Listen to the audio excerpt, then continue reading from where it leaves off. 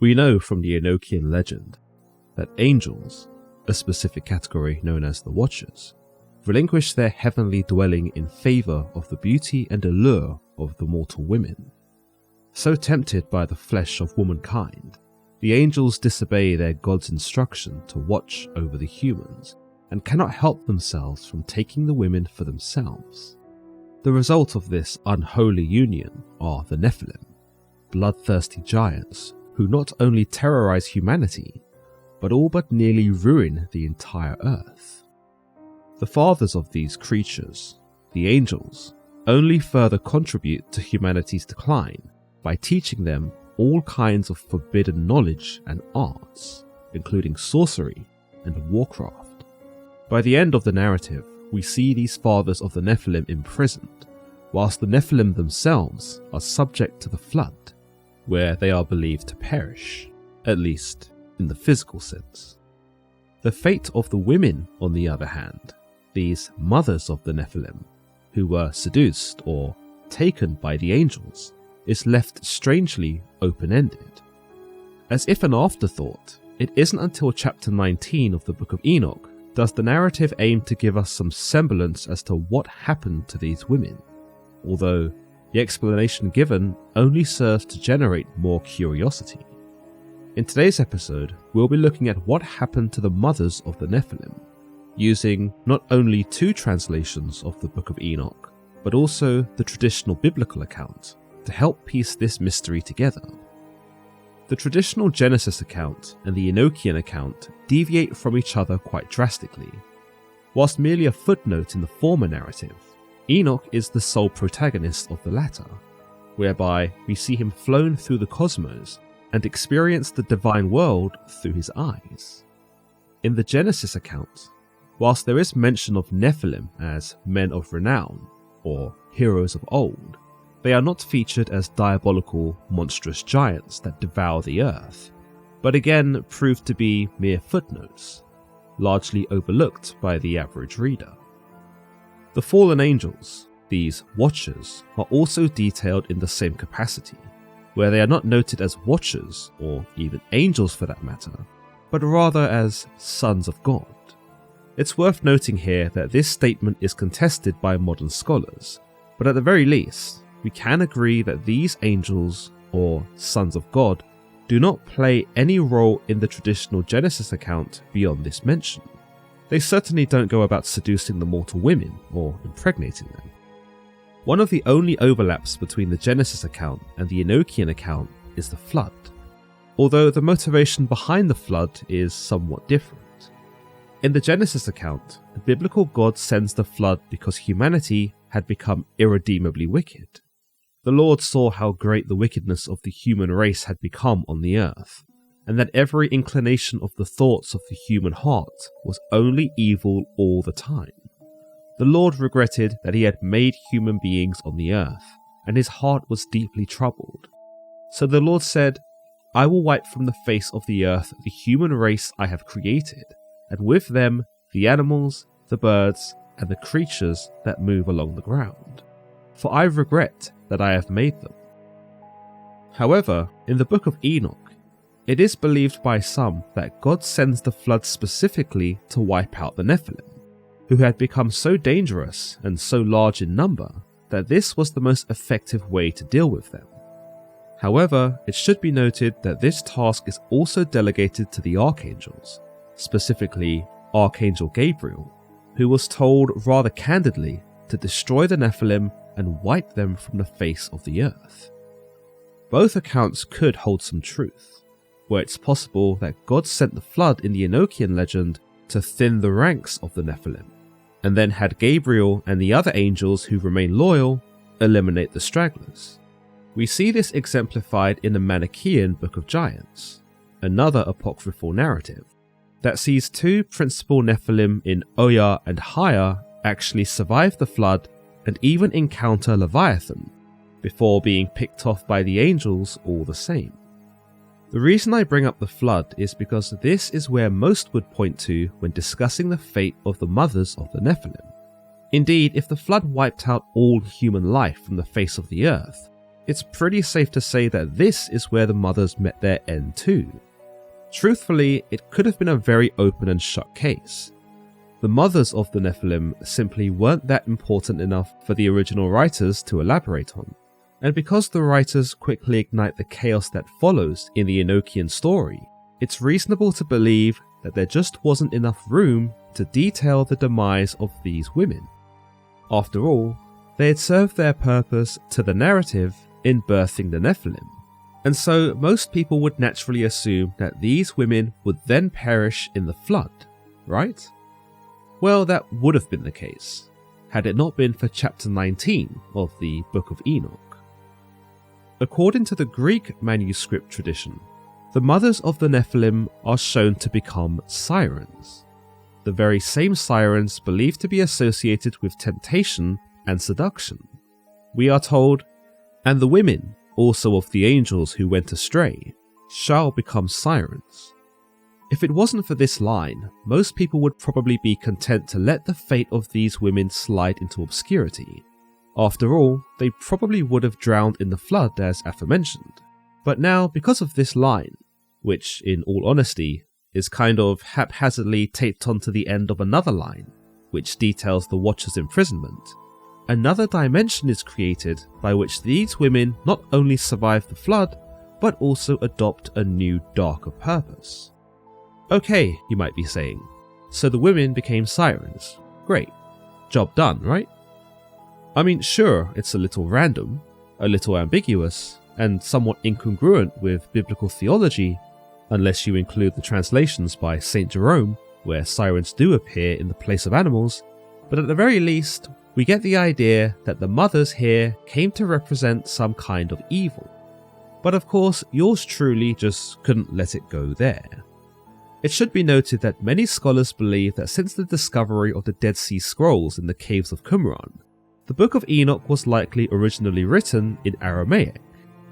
In fact, based on the number of copies of the Book of Enoch that were found in the caves of Qumran, it's more than likely that the story was pretty popular amongst the ancient people who lived there. Whilst the Book of Enoch, specifically the first book, known as the Book of Watchers, is mostly extant, we actually have nothing of the Aramaic chapter 19 that's readable.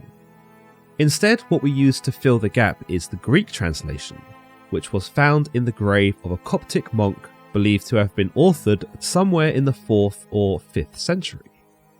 This version of the Book of Enoch, known as Panopolitanus, after the Codex place of origin in Egypt, is believed to have been translated directly from Aramaic, so there is some reason to believe that there was something sirenesque in the original Aramaic that the mothers of the Nephilim transformed into, perhaps something akin to the Lilith, an ancient Babylonian and early Jewish night demon that shared a similar modus operandi to the Greek sirens when it came to seduction.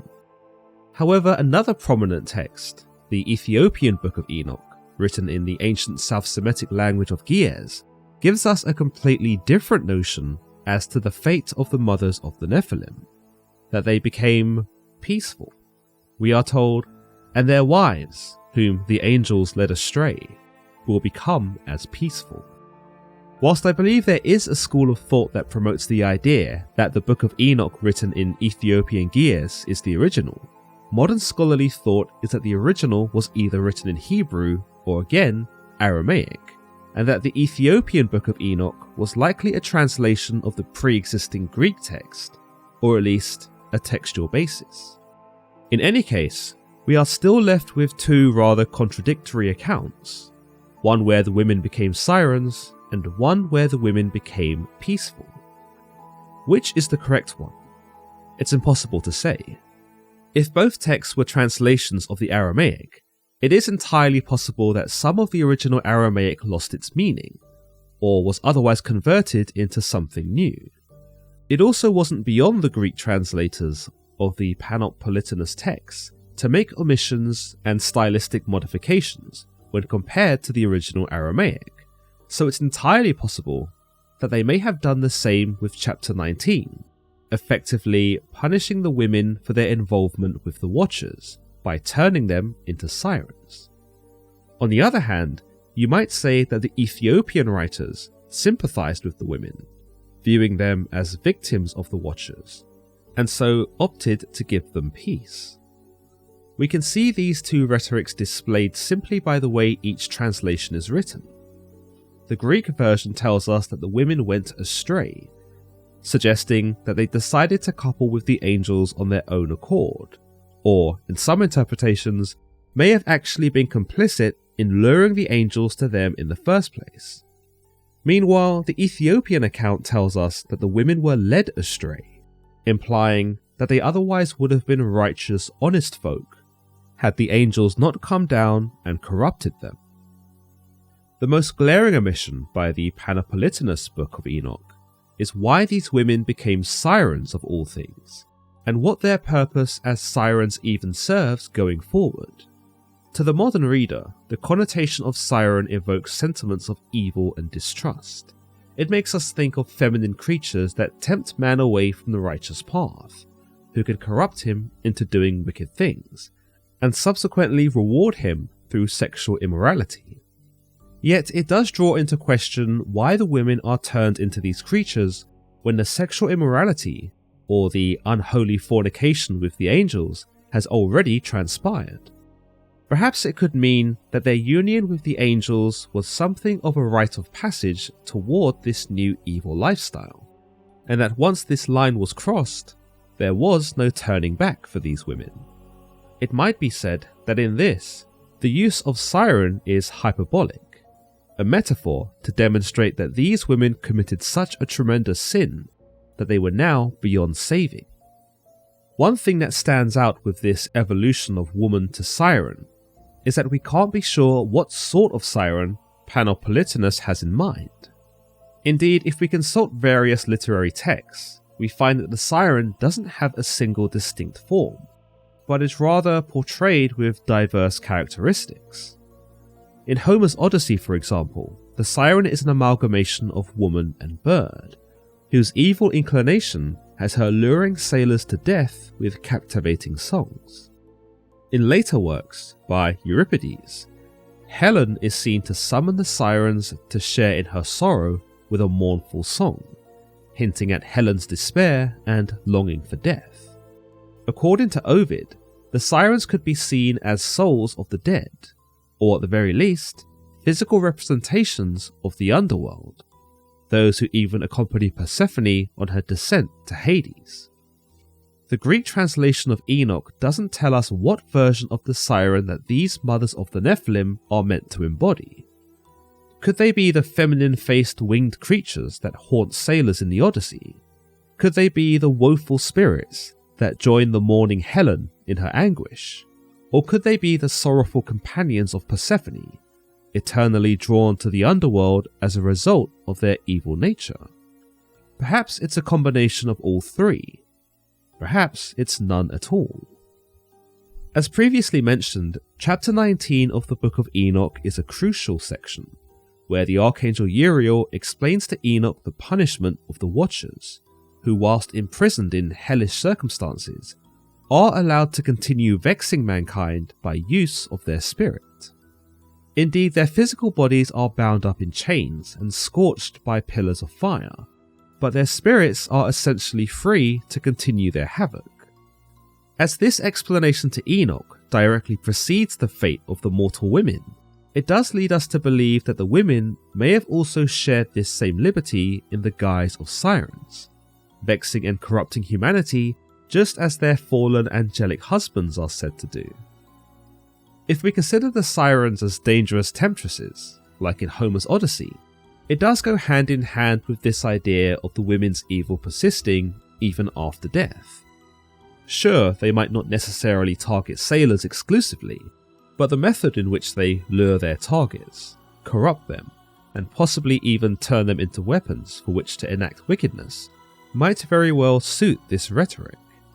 On the other hand, the alternative understanding of sirens as mourners, or those associated with the underworld, might also make some sense. As Enoch is made privy to the punishment of the Watchers, and how the women become sirens, it might be said that these women mourn their angelic husbands, suggesting that they were complicit in their union, and that as a result of this, they were bound here with them to sing mournfully and to forever share their grief. In the Septuagint, meanwhile, we see the use of siren most notably in the book of Isaiah, where such creatures were used to replace jackals, hyenas, ostriches, or some kind of bird that either dwelled amongst the ruins of a former civilization or in the wilderness of the desert.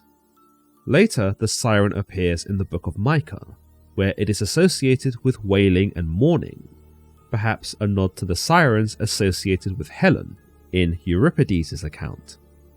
It should be noted though that the use of siren in the Septuagint isn't exactly authentic, but was integrated, amongst other tropes, in order to better introduce Judaism to the Hellenistic Jews, who would recognize such creatures from their own mythology and draw an appropriate conclusion of what the original Hebraic texts were trying to convey.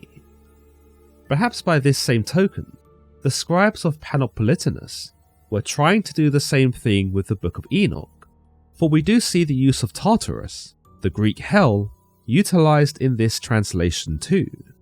It does beg the question then, that if the Ethiopians wrote that the mothers of the Nephilim found peace, and that if the Greeks wrote that the mothers of the Nephilim became sirens, then what did the original Aramaic say? Whilst it's impossible to know for sure, one suggestion from a more Semitic origin is that the women became Liliths, an ancient creature known all the way far back as Babylon, that acted in a similar way to the siren, seeking out men and subsequently raping or murdering them.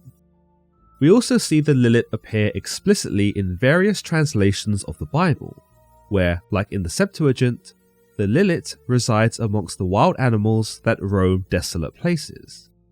The Isaianic text doesn't go into much detail as to what this Lilith is, however.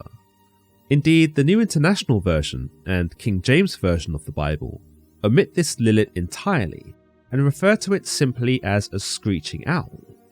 The Lilith, though, did exist within Talmudic and Jewish mystical texts, where it maintained its position similar to that of the siren, preying not just on men in a similar style to the medieval succubus, but also preying on women so as to cause miscarriages.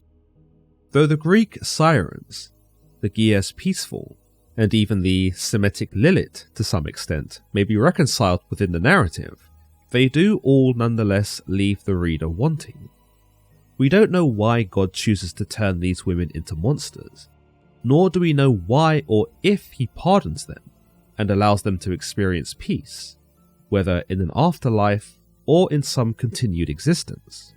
It's also apparent that despite the certainty of these women becoming sirens, according to the scribes of Panopolitanus, this concept isn't reflected in the Manichaean Book of Giants, the Book of Jubilees, the Testament of Reuben, or the likes of the Zohar, where the women are depicted as temptresses, who are responsible for leading the angels astray.